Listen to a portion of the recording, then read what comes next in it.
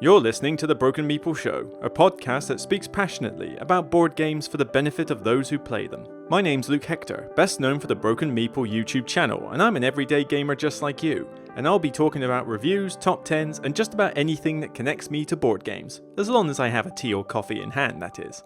So grab a cup, relax, and enjoy. And remember, it's only a game.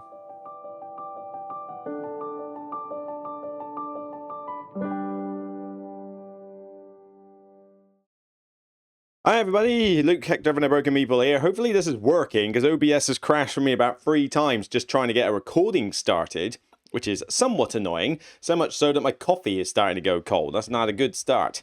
But yeah, thank you. This is whatever, 31st of January 2022. It's a day late for the podcast as normal, but as I mentioned on the YouTube channel, community page, and on some of my social media, I've been helping out the Guildhall Games Fest recently. So this weekend gone, I was basically, let's see if I can bring up some details actually on the screen, but basically it's a big festival that is held in Portsmouth, usually every February.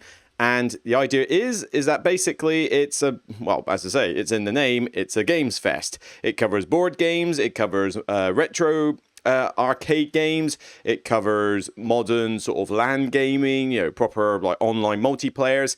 And essentially it's held over a weekend in February. It takes place in the Portsmouth Guildhall itself. And I wonder if I can find some pictures, it would be nice. But basically, it's just a big mix. Dice Portsmouth, who I support, my local gaming cafe, go there every time. They set up tables, they're willing to teach games. But there's only so many of them, so what I tend to do is I volunteer to basically say, you know what, I would like to give you a hand and teach stuff. Come on, I must be able to find a good proper set of images or so. But the idea is that, maybe this is a little bit better. Is that it? Yeah. Come on, load up this image. We'll get there. But basically, yep, lots of tables, so people can teach games, people can play like old stuff like, they can play like new stuff like Raspberry Pis, but they can play all these old arcade games like Street Fighter, and that will be in the top of the screen. There'll be board games, so this looks, playing Azul here. You'll be able to go to like the Novatech suite, and you'll be able to do like virtual reality stuff. You can do modern like giant LAN events, so big like 16-player multiplayer game, shoot 'em up or something, or Fortnite, whatever's your kick, and it's always good fun. I always enjoy it, and I just like to volunteer there and teach games. It's always a good laugh. I, meet some new people. I get to hang out with some friends, and overall, it's a good thing. So, I'll be there next year, and we have Portsmouth Comic Con, I believe, coming up in, when was it? Portsmouth Comic Con 2022. So we'll be doing that in May, I believe. I think it's in the 7th, 8th of May 2022. Similar deal. They basically, except the Comic Con is obviously based more around geekdom in general. So, anything from sci-fi Star Wars to Witchcraft or World of Warcraft, pirates, and basically anything geeky. But Dice Portsmouth will be there again, teaching, games, and I will obviously be there to, help them out as well. So, yeah, can't wait for that. So I'll see you there in May, but on with the show. Otherwise, I have basically been, just kicking back, really. I have now finally sorted out my employer issue. So I got laid off in December. Long story short, not great, but oh well, what happens? But got my notice period paid. It was all handy, and it was amicable at the end, but still, I wasn't a big fan of how it went down. But I was worried that, something might not be around the corner. But turned out I was wrong. Within a fortnight of leaving, I had 2 interviews lined up. I then essentially jumped into both of them, had to assess between the 2, then got another prospect come through, so I had to assess that one. And so as of last week, I made a decision on which one I wanted to keep, and I'm employed again. So yeah, got another job, another corporate tax manager role, and it will be a bit more of a commute. I've got to go to Southampton for this one rather than Portsmouth, but I have friends in Southampton and the Southampton Gaming Club, so at least twice a week I probably want to be in Southampton, so the commute's not really a problem.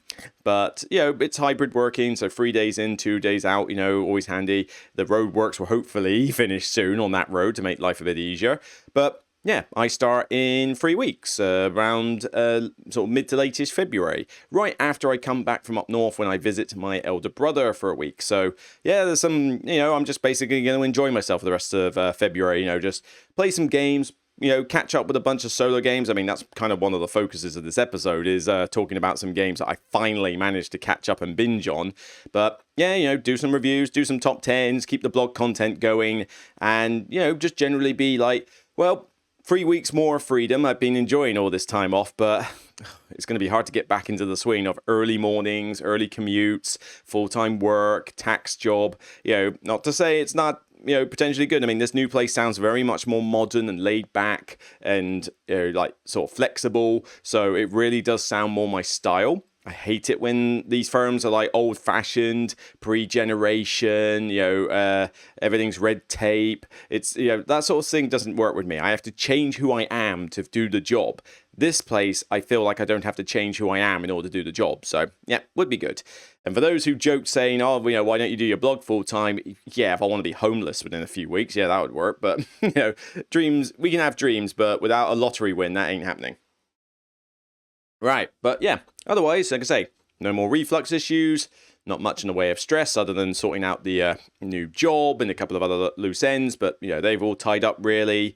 Still trying to get this table replaced, that seems to be dragging its heels, and I've sorted out remortgage things. So yeah, just generally personal life has started to kind of calm down a little bit, and with the new employment on the horizon, world's an oyster. Now, obviously, this will affect publishing on the channel because I've got more time at the moment, although it has been quite a busy couple of weeks.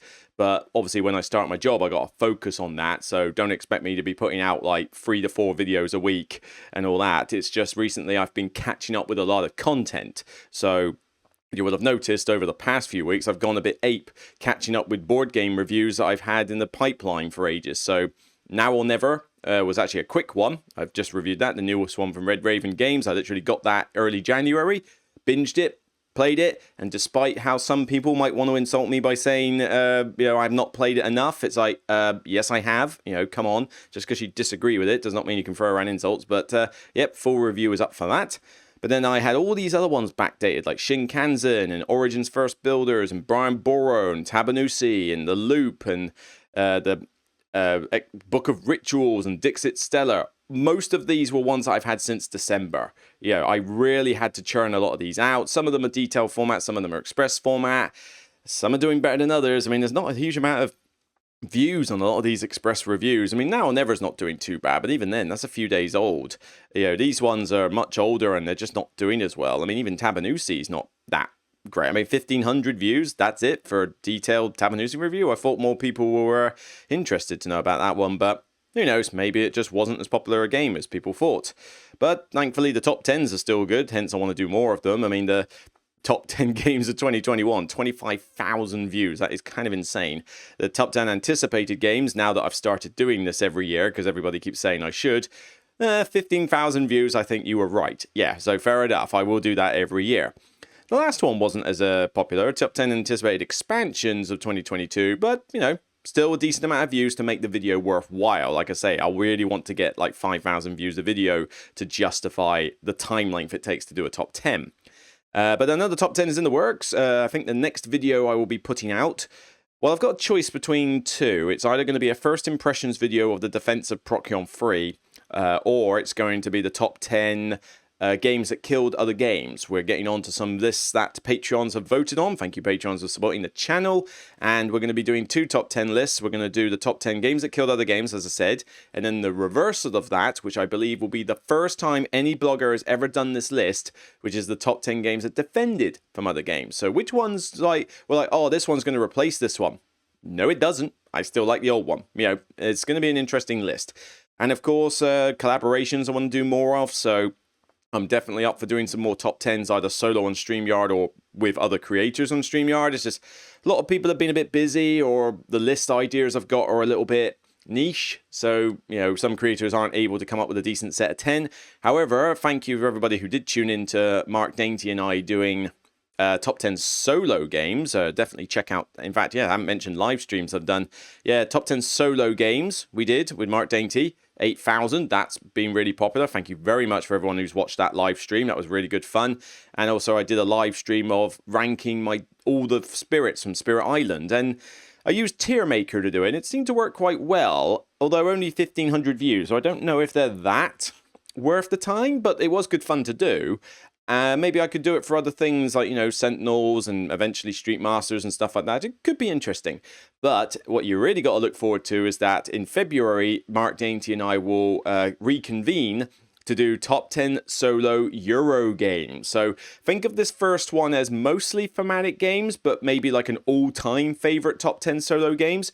But considering most of mine on that list are not Euros, and Mark sort of a mix in between as well, I figured, all right, well, why don't we do top 10 Euro solo games? So we're talking, stuff like, Euro games like Predaporter, Ark Nova, Uri Rosenberg stuff, what other Euro games can I think of?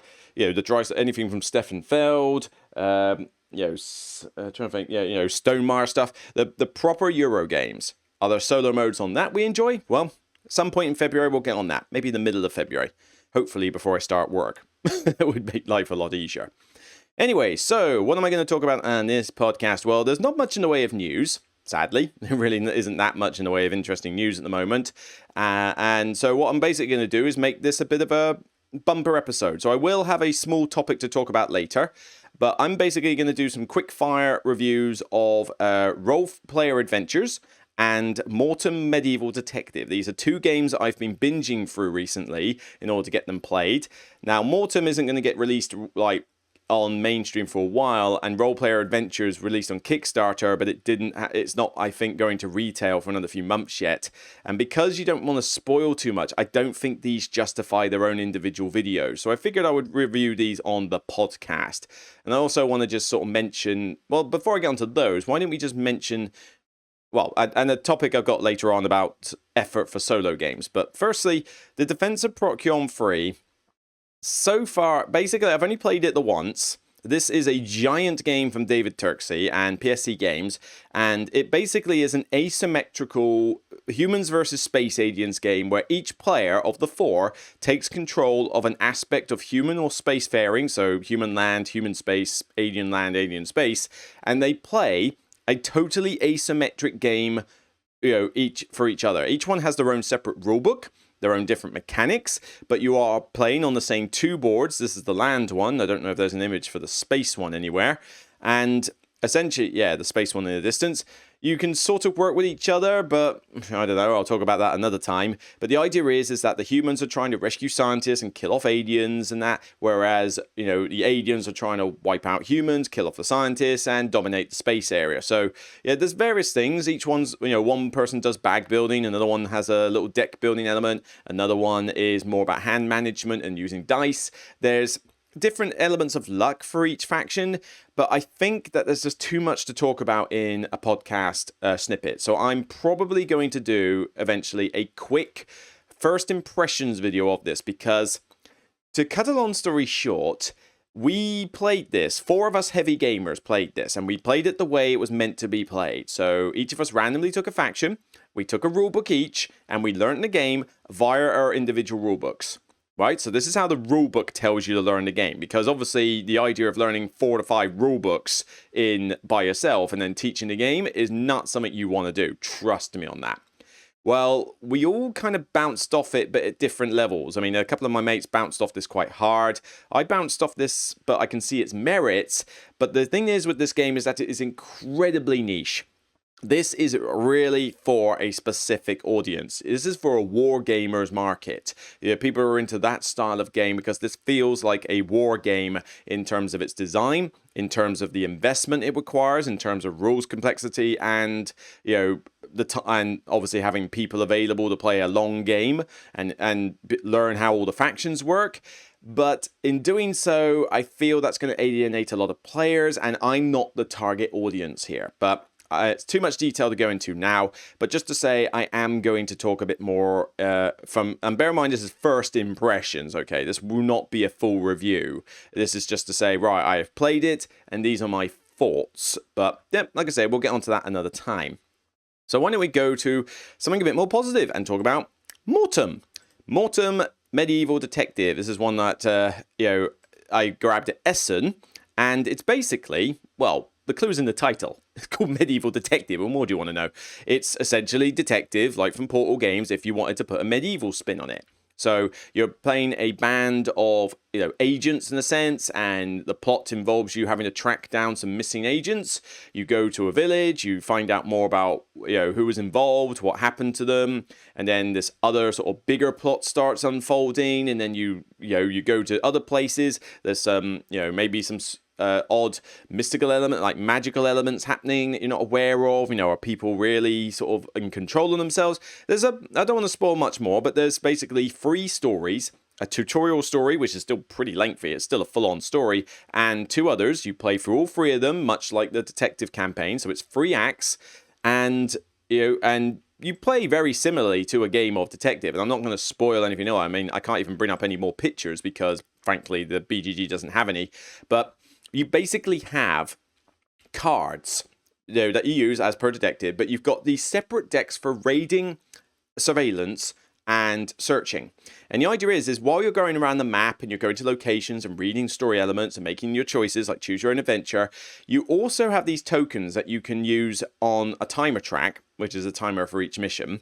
And you can say, right, I want to search the inn, or I want to survey the ruins, or I want to go raid the blacksmith because I think he's dodgy, I think he's hiding something.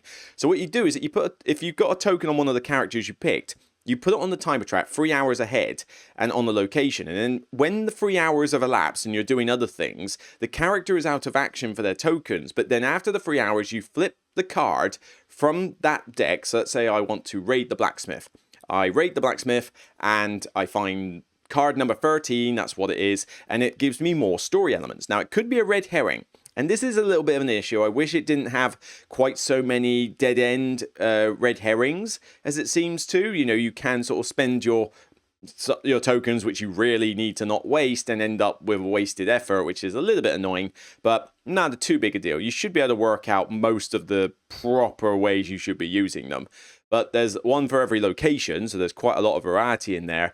But what happens is that these allow you to uncover very important plot elements that you won't get from the main deck just going to the locations normally. So you might visit said blacksmith, for example, and get some information, but you're like, something's just not quite right. Something's not quite right. So you decide, you know what, I need to search it when he's not looking, or I need to raid it and go really question this guy. You won't find out certain pieces of information unless you do those things. That's a cool spin on this detective formula. Portal doesn't do that with their system. This is unique to this Mortum system, and I thought it was really cool. Maybe too many red herrings now and again, but still, I thought it was cool that you got given those choices. It was a nice little tweak to it. In terms of the writing, I actually thought the writing was pretty good here. The story is nothing that you haven't seen in most sort of medieval magical tales, but I thought the writing was pretty decent. The story was engaging enough. There was plenty of text to read. I mean, you're going to be reading this a lot. In fact, I really don't see why you would play this over 2 players. I think even, to be honest, I played this solo, and I don't see why I would even play it with 2 players. You're going to be doing mostly reading, but it's a decent story, and you do make a lot of choices, and I felt that there was some decent levels of branching paths. There was certainly, when you get to the multiple choice questions at the end to say, how well did you do? You certainly get to a situation, where you think, hang on, I know nothing about that. Where was I supposed to go for that? Oh, if I'd gone this direction, I would have found that stuff out. But I instead focused on this. It's like, oh, okay. So you definitely can go down some very different routes. And there may be more than one solution for a problem. You may find like, oh yeah, I went here, got this, and this allowed me to go through here. But then you could have also got that if you'd gone through this other route, and it might have even saved you a little bit of time doing it. So, I found this pretty cool. Each scenario is going to take you a good, say, 90 minutes solo to play through at least, possibly even 2 hours. I mean, they certainly are, quite sizable decks. Production quality is pretty good. They've each got their own individual tuck box. But one thing I love about this system, and Detective almost does this, but there is a little bit of a rulebook system in it.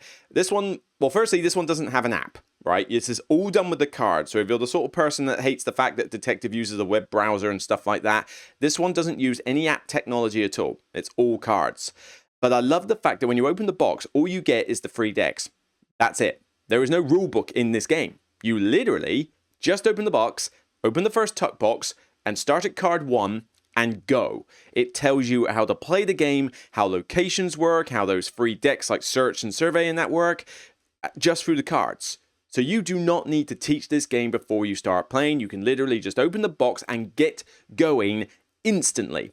That's really cool, and I want more storybook adventures to do this, okay? It would be so much better if you had a big narrative that mission 1 was the entire tutorial that taught you how things work. Maybe 2 missions in case you had some advanced stuff to teach, like combat. But yeah, seriously, this works. I approve. Do it more often. So thumbs up on that one. But yeah, I enjoyed this one. It was good. It took a fair bit of time. It was a nice spin on Detective. It's kind of on par with Detective in terms of what I think of it. So, I think I gave it a 9. Detective's kind of come down to a 9 out of 10 for me since the early days. But yeah, I mean, it's 9 out of 10. I think this is excellent. And I think this is definitely worth grabbing if you're a fan of these kind of like detective-style story-based games. The medieval setting is different, and certainly it does make you think, well, why am I playing a nice group, or am I playing a group that just likes to like bully people all the time? It does give you the option to kind of do both, which is cool. I think I was kind of a bit of both, but I think I didn't mind if I had to rough a few people up if necessary. So yeah, you got to do what you got to do to get your information. But the only thing that was a slight irritation is that this one's sequel baits. Yeah. This is technically a closed campaign in itself. You sort out your missing agents issue in these 3 scenarios, but there's a bigger arc that is like, it sort of just opens itself up, but doesn't resolve. And so that this means more content coming that will follow this arc. Time Stories did this. Look where that went, so this better not do a Time Stories where it promises this big arc thing and then completely forgets that it exists and writes itself in a corner. I will not be happy. But what it does mean is that you'll probably have to wait for the next bit of content to continue the arc. And what I was afraid of is that, does that mean I need to hang on to this box because I'm going to forget the plot by the time that comes? Well, on Board Game Geek, there is apparently on 2022, The Shelter. This is what looks like a standalone expansion. I recognize the characters as being ones from Mortum, like detectives, so I don't think that it's like completely brand new campaign. But according to the description, it just goes to the same sort of deal. So it literally just, mentions there, but it says separate standalone scenario. And it says, we recommend to proceed this scenario after you finish the core storyline of Mortum Medieval Detective. However, you may play this as a standalone scenario without even having the core game and knowing its plot. Good. I want to be able to sell my copy of Mortum on, give it to somebody else, let them try it, but not forget everything that happened and be forced to go back when this comes out. The only thing is, if this is just going to be a one-off adventure, what's going to happen to this arc then? Is it just going to literally do a Time Stories where occasionally we get a new pack and we go through it and we just basically see how it unfolds? Because if that's the case, you better not pull another Time Stories because I will be annoyed with that. But so it remains to be seen how this is going to progress over time. But honestly, even if I found out nothing else about the arc that they've unfolded, not that fussed. If there was no other content and I just played those 3 adventures, I'd be like, I got my money's worth and I had a really good time for the money. So yeah, Mortum, I wouldn't hype it up too much, but I'd say that if you are into the detective series and you like this kind of deduction card-based game, and in particular you don't want a companion app or browser to have to deal with, Mortum could be a good one for you. All right, take a drink there. All right, and now let's go on to the second one. Role-player adventures. Role-player adventures. This one took me a long time to get through. This one was crazy. I didn't even want to back this at first. I thought, I love Role-player. Role-player is a really good game, but I just thought, you know what? I'm fine. I don't need more campaign games. And honestly, I'm actually starting to get sick and tired of campaign games all the time. It's like everything's got to be 10 adventures or 15 missions and that. And it's like, can't we just have a good standalone game these days? Would it kill you? Seriously? Role player is fine by itself, but I figured, all right, fine. I like the role player system. This one seemed like it used dice. It looked like it was lighter. Like it wasn't a particularly heavy game rules-wise. So I figured, go for it. Let's grab it, see what happens. Well, Roleplay Adventures basically has you going through a technically an 11 mission campaign, 12 if you throw in a side quest. Each one is its own little book, and it very much feels like a choose your own adventure game. You can generate a character through roleplayer, but if you do that, your character will be stupidly overpowered, so don't try that. Basically, what you're best doing is picking one of the stupid amounts of characters that are in this game pre-generated, using their attributes, grabbing their cards, which give you all sorts of, different ways to manipulate dice, and a tiny little backstory. So yeah, there's a lot of these. I mean, this is an orc rogue on the picture. I took a batchelor soothsayer, batchelor being a cat person basically, because kitty cat. But yeah, I chose one of them. But honestly, there is a bucket load of these characters you can have. I mean, the ones on this rendered picture, are completely different. But essentially, you take a board and you put a piece of paper in it which has the bits you can write your attributes on, your name, your health points, and colored rows for the attributes where you put cubes on, these fatigue cubes. These basically are things that you can spend to manipulate the dice bag. Because what happens is that you lay a map out, and there's a map for each of the scenarios. Very good artwork in this. I really got to give credit to the artwork in these maps is gorgeous. And you have a piece better looking than this. Bear in mind, this is a TTS interpretation here, because I don't want to spoil any more. I don't know how much more these pictures are going to show, but yeah, I'll stick to these two pictures.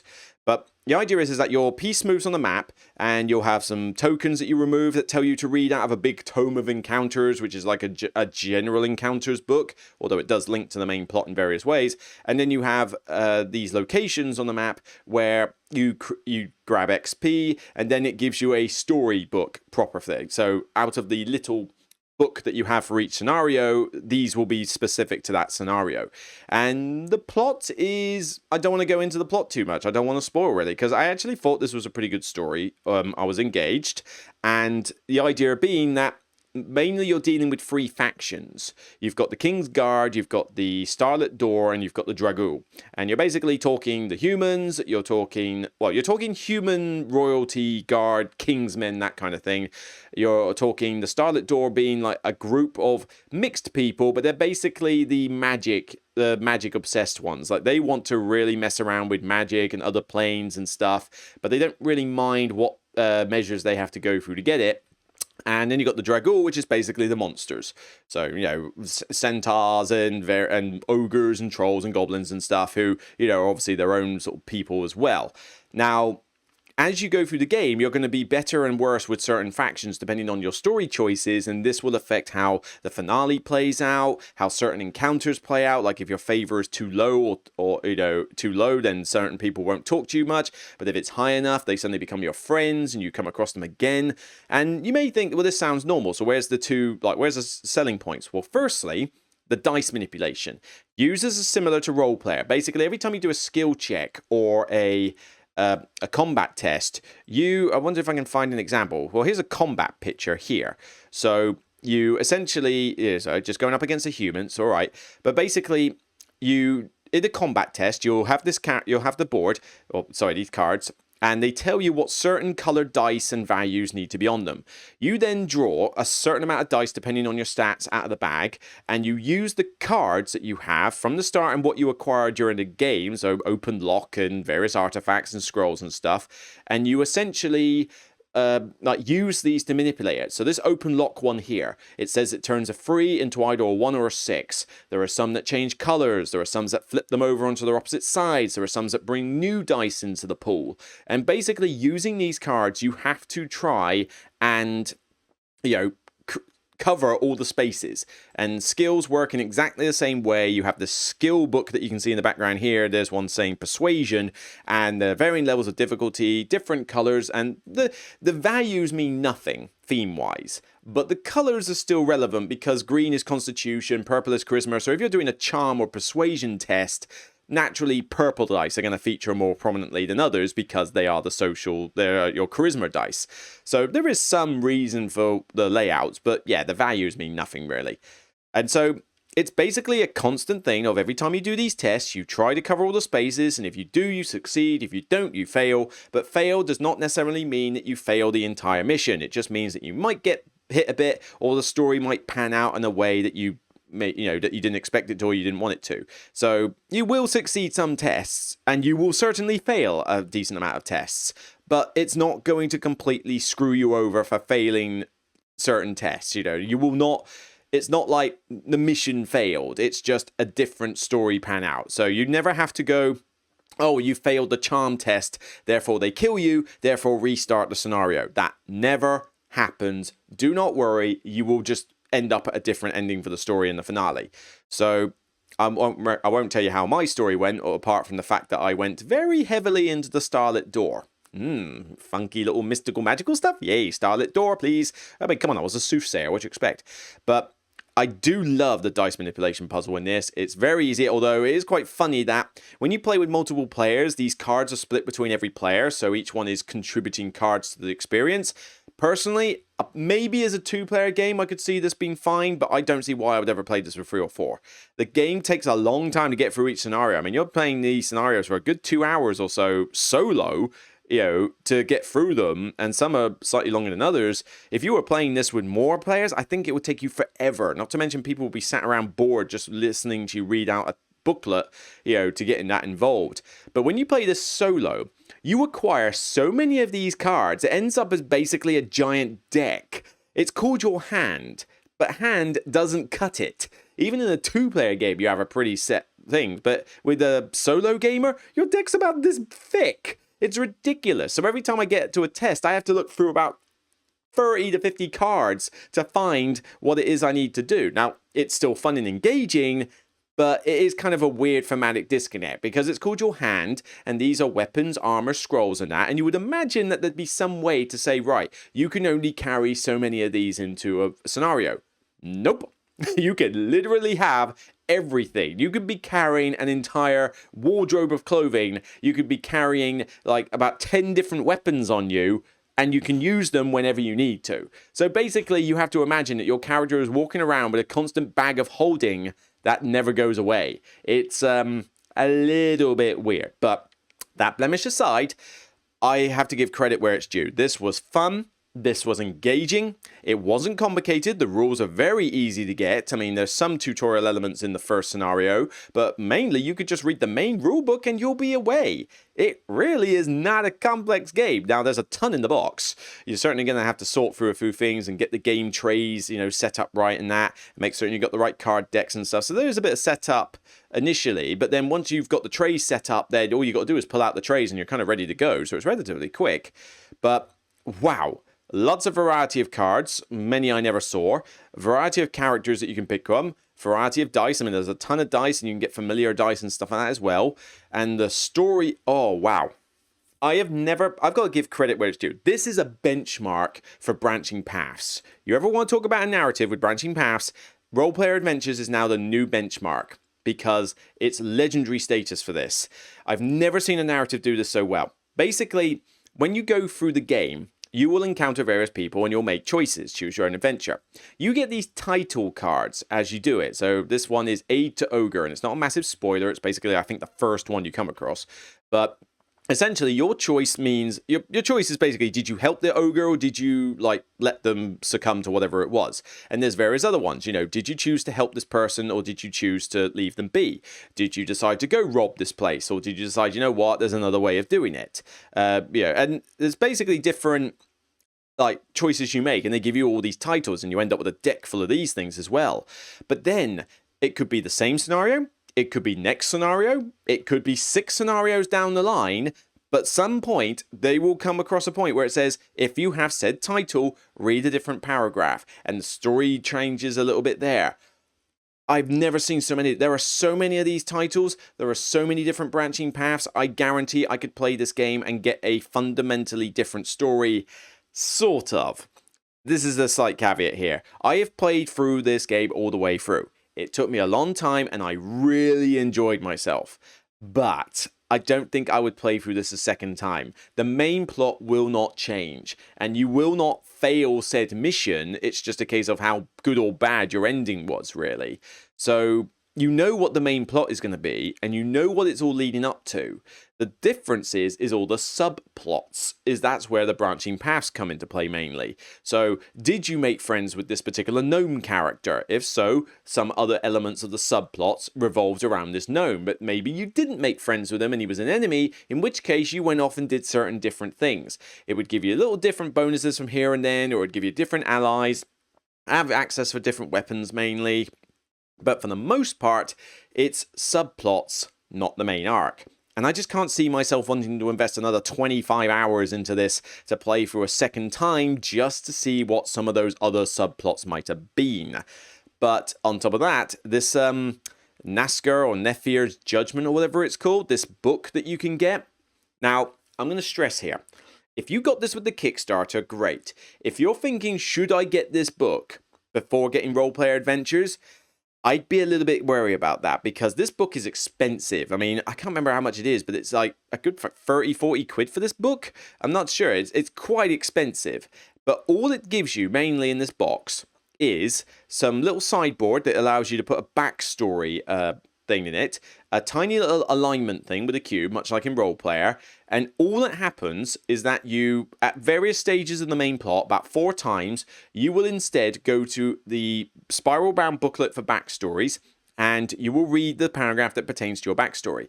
Highly recommend you do dual backstories, because there's about 50 plus backstories in this book, and even if you do dual backstories as a solo game, that means you're going to read 2 out of 50 in this book.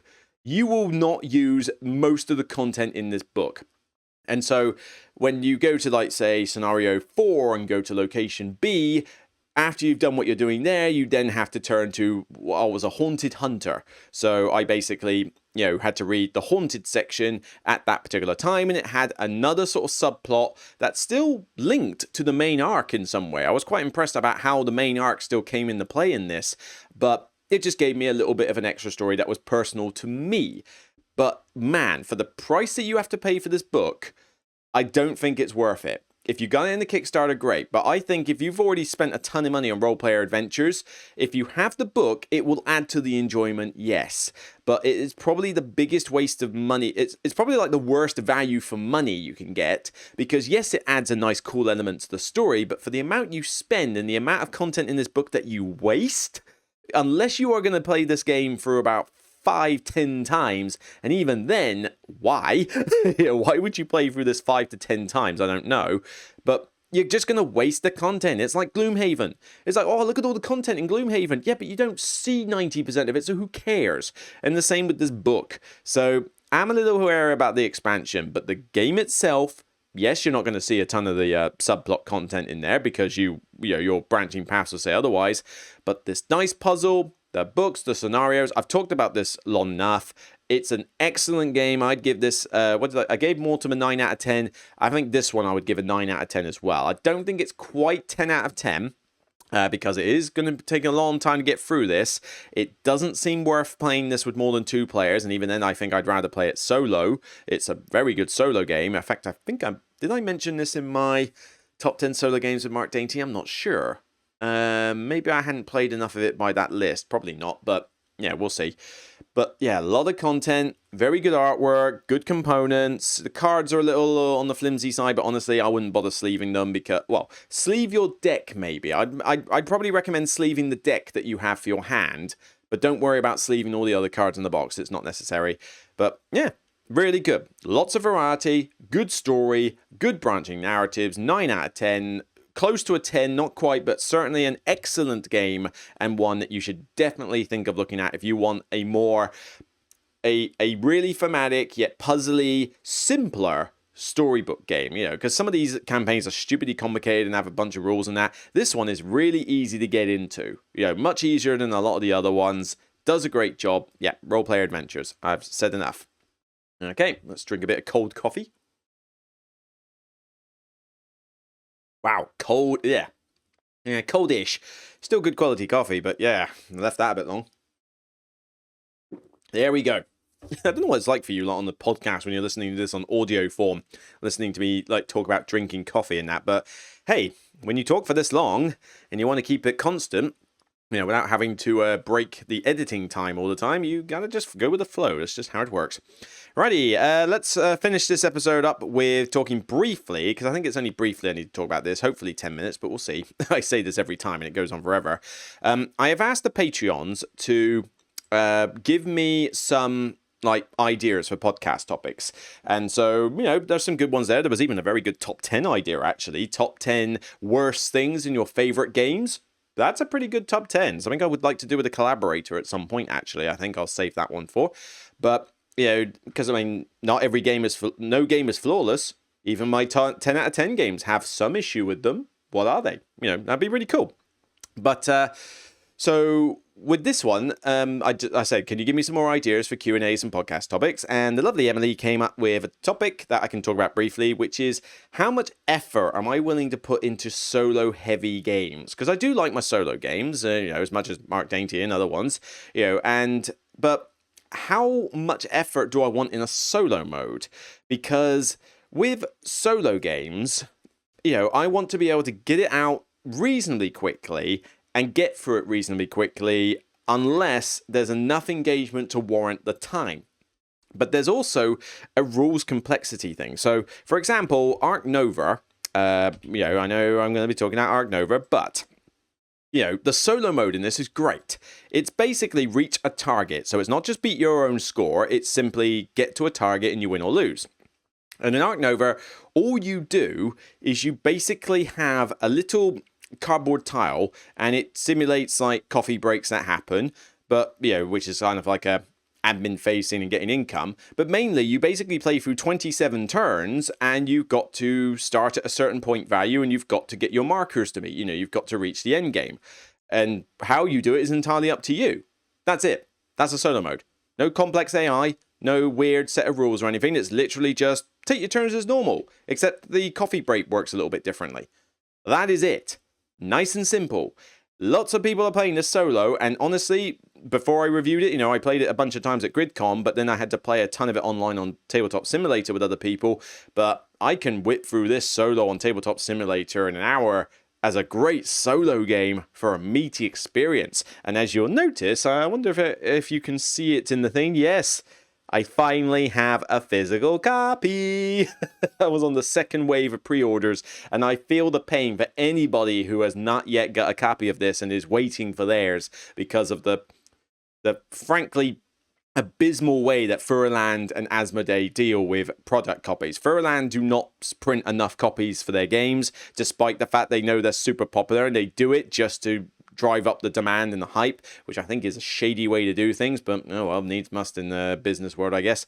But, you know, if you're still waiting for yours and you've got stuck it on pre-order, I do feel your pain because I was in that situation for a while.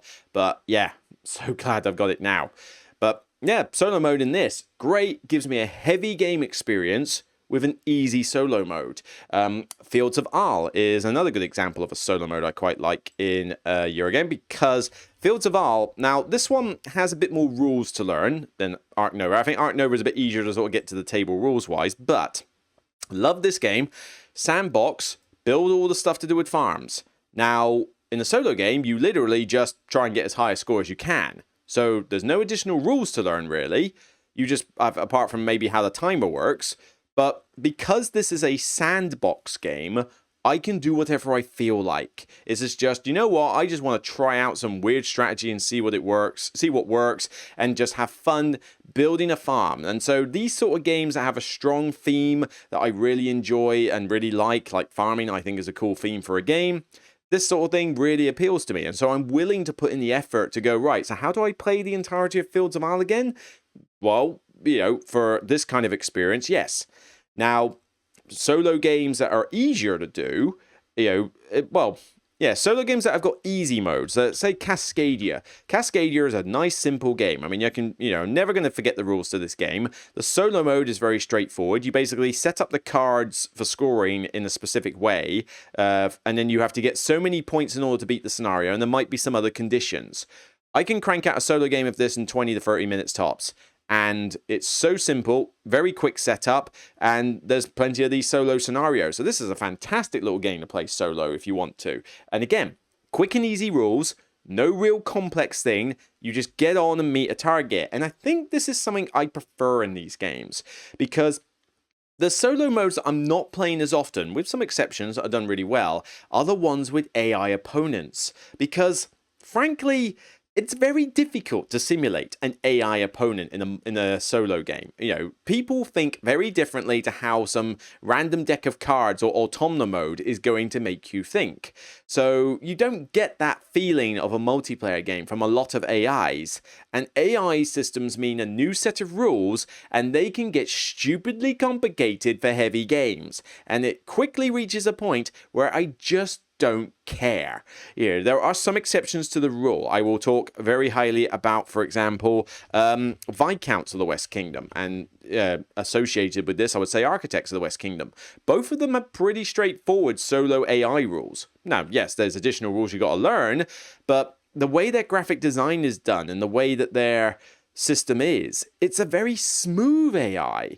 Now, here's I think this is an AI sideboard. So basically, you just flip the player board over. You've got 4 different opponents that go after different types of cards, depending on which one you pick. So it does simulate an opponent quite well, but it's a straightforward thing. I mean, the board looks very similar to what it does before. The iconography is all... yes, I mean, there's a ton of it on this screen, I understand. But if you know how to play Viscounts, all this iconography, most of it makes sense. And then it's basically a case that you just basically use a deck of cards for the AI, you plonk it down, they go across the conveyor as normal, and you just go from top to bottom doing whatever action it can do. So, can it do the first action? No? Then do the second one. Can it do that one? No. Then do the third one. And the third one you'll be able to do regardless. Nice and simple. But this is such a good, smooth AI. One of the best I've seen. You know, and Wingspan's probably another good example. Wingspan's got a very nice, smooth AI system in it as well. Now, I don't tend to want to play Wingspan solo that often, but now that I mention it, you know, I say the solo mode in Wingspan is not a difficult solo mode to implement. And Wingspan's a light-ish game, light to midweight. This is a midweight game, Viscounts of the West Kingdom. I think maybe that's the thing. I think a midweight game is fine for an AI, because the rules are at a level where I'm comfortable with it, and the solo AI is not stupidly complicated on top. But why don't we go to the other end of the spectrum where AIs just go off the rails? Now, some exceptions. Kanban EV has a very good solo AI in it, right? This is one of David Turksey's things, and let's face it, if you want to talk about solo AIs, basically David Turksey's name is plastered on everything. And Kanban is very complex, a game. The AI is also pretty complex as well. It's not exactly an easy rule set, it's its own set of rules about how the AI interacts with everything. But it's a very engaging AI that this is kind of one of those exceptions where if I'm going to put in this much effort to play one of my favorite Euro games of all time, this solo mode is actually really good and probably worth it. But yeah, every time I visit it, I'm going to have to relearn all the solo rules, or I'm going to have to check the rulebook constantly to see what it does. And at that point, I'm like, maybe I'd just rather have other players do this. Now, like I say, Kanban's a really good solo mode, so this is kind of an exception. But then you start getting into things like the T series from Board and Dice. So Teotihuacan and, you know, Tekenu, Tabanusi that I did recently, you know, a lot of them. These have got solo modes that are well designed. Some of them by David Turksey and some by Daniel Tassini. But the solo modes in these are complex as all get out. Like, they have priority diagrams, they have all sorts of different mechanics to them. It's like learning a brand new game to learn the solo mode. At that point, I'm out. Like, I really have little, care about this. That Defense of Procyon one I meant earlier, you have to read 2 separate rule books plus another side rule book for solo rules in order to play a solo game. Do not try to do this as your teaching game of defense. It will go down hard. And I actually got halfway through trying to learn it before I'd even played the multiplayer game and thought, I'm bored. I can't do this. This is just too much. Too much rules overload. Not worth the investment. Now, after I've played a multiplayer game, it's a lot easier to now sort of play it solo. But even then, I wasn't playing a human race in the multiplayer game, and I still don't know how they essentially work. So I'm still going to have to read 3 rule books to do the solo mode. That's just too much. And in these games, in particular, the T-Series, there's just so many rules. But one thing I really hate as well, priority diagrams. Merv is another example. This one is a Eurogame from 2020. I enjoyed it, 7 out of 10. It's dry as all get out, but the solo mode in this requires you to learn this ridiculous, comics priority system for how two separate different types of pieces move, and it's a case of, right, if A works, then do B, but if A is not there, then maybe do C, and if B and C and D are linked, then go do E, and then F and G and Venus aligns with M, do this, and it's just, oh my god, you can't memorize these things. You have to go to the back of the book to constantly go, right, so hang on, so I flip that card for the AI, go through the book, does this, and if I feel like I'm putting in effort to play a simulated game turn, that is where I draw the line. It really is insane. The recent one I did, Batoku. Oh my god, do I hate the solo in Batoku. The Batoku game I wasn't exactly that much great on anyway, but 5 out of 10. I thought it was average. It was a looker, but sadly just did not win me over with its very dry, overcomplicated, bad rulebook, for 3 hours, not much reason to have too many players there. It's and busy board, that's just a nightmare to try and visualize where everything is. But with this, the solo mode in this has a page-long priority system for how the AI does its thing. It's got about 10, 15 different steps that you go from top to bottom to see what action it will do next. Are you frigging kidding me? This is ridiculous. There is no way to memorize that diagram. There is no quick crib sheet for it. And honestly, even if there was, I could not care. Now, this solo mode was still fun to play-ish. Obviously, the game I only gave a 5 out of 10, but I thought the solo mode was still fun-ish. But there's just too much investment. I got to constantly go through that priority diagram just to see if the computer decides it wants to take this card. Come on.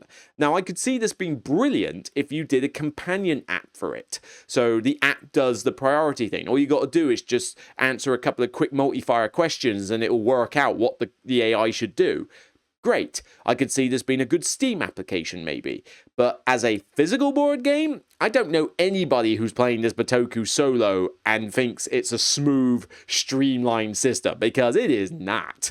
Now, it sounds like I'm coming down hard on Terzi. I mean, he's done a lot of these solo modes. He's a great guy, lovely guy, and he does put a lot of effort into these designs, and some of them do really work. I mean, he did, I mentioned the one before, Kanban, that's one of his, really, really good. On the Underground. On the Underground's got a brilliant mini expansion solo mode in it. David Turksey definitely did that one. I mean, it does sound like I'm doing that, but honestly, when you talk about solo modes these days, most of the time it's David Turksey or David Digby. It's usually those two who have done the solo modes, frankly. So, give me some slack.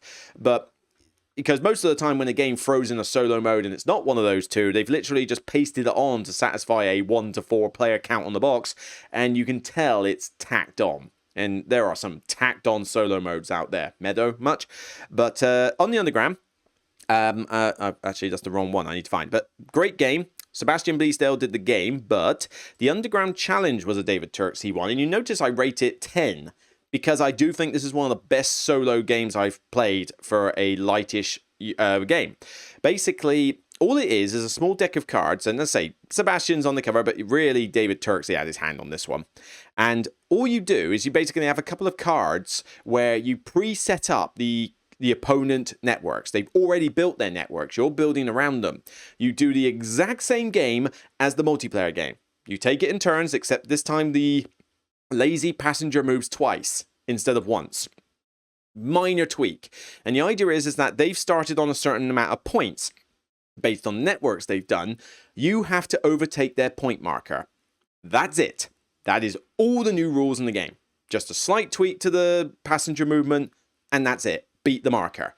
Simple rule set, but it works so well. It allows me to play this great game solo in a fraction of the time it would take to play, say, a 4 or 5 player game of this, hence you normally cap it at 3, and it required so little investment in terms of new rules.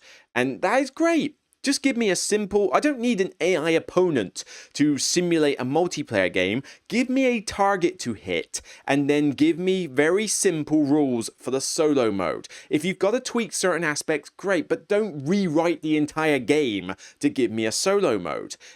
Pursuit of Happiness is another good example. Pursuit of Happiness, you play the game exactly like a multiplayer game. And I think this is what the best solo modes are. The best solo mode is one that feels like you've just played the multiplayer game by yourself, which is great, without needing extra time and rules.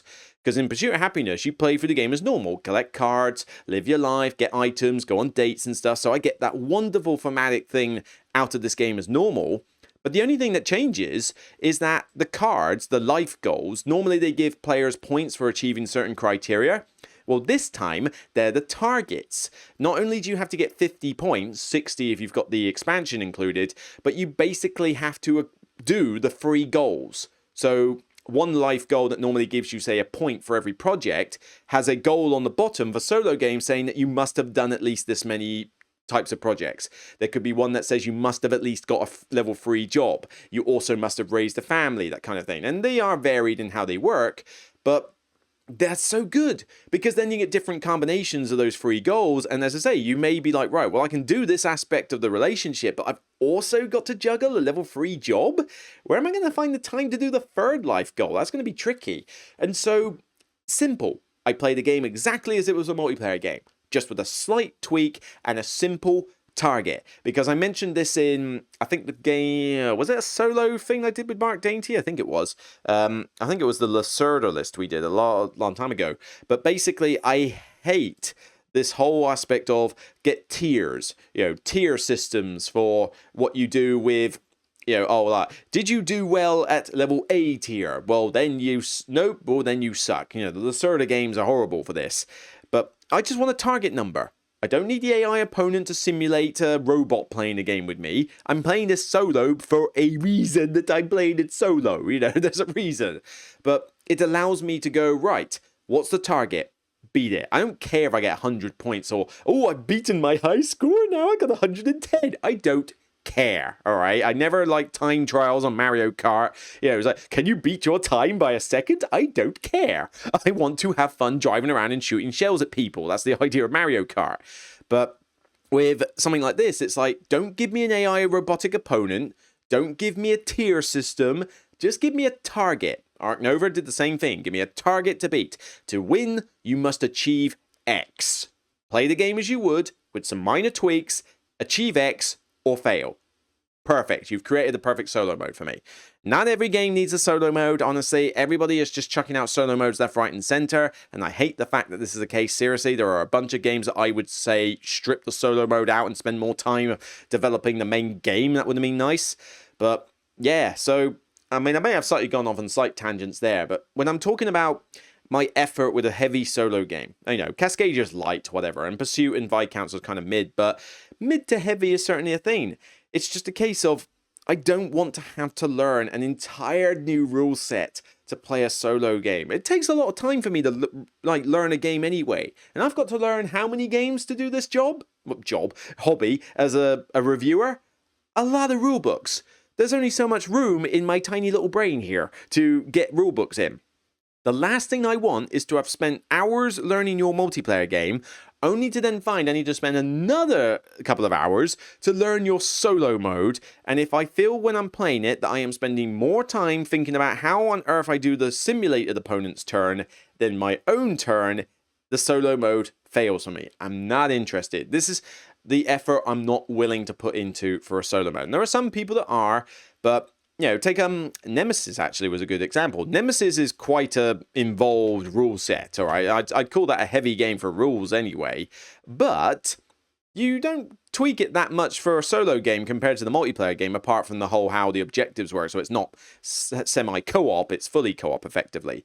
But I play it very similarly to how I would play a multiplayer game. So I'm willing to put in the effort for something that's a bit more rules intensive to play this solo. And I have. I've got the Lockdown downstairs and I've been playing that a bit solo. I don't think it's the best solo game ever, like some people do, Mark. But I can see where people would really love this. I think it's good. I think it's 6, 7 out of 10, probably 7 out of 10. I think it's good, but I would rather play this multiplayer than play it solo, despite the fact that the multiplayer game drags on for a while. I think solo gets a little repetitive. Like, the missions don't really feel that different when you're playing it solo, and it's mostly just about playing hide and seek rather than actually anything exciting happening. But it depends what you want to get out of Nemesis, really. But as I say, I was willing to put in the effort with this. And this took me a bit of effort to learn those rules, and I still don't know if I'm playing it 100% right, but I was fine with this. I didn't have to learn an entire new rulebook full of rules. And this is what I'm getting at. Just give me a solo mode that is similar, if not identical, to how you play it multiplayer, but just give me simple targets to achieve, and I'm good. That's the perfect level of effort I want to put in. I'm just getting sick and tired of AI automners that are more complicated than the actual multiplayer game itself. Ooh, right, well, that's brought me very nicely to an hour. So that's a pretty good length for the podcast. And obviously, it wasn't going to be a 10-minute chat. It was very much longer.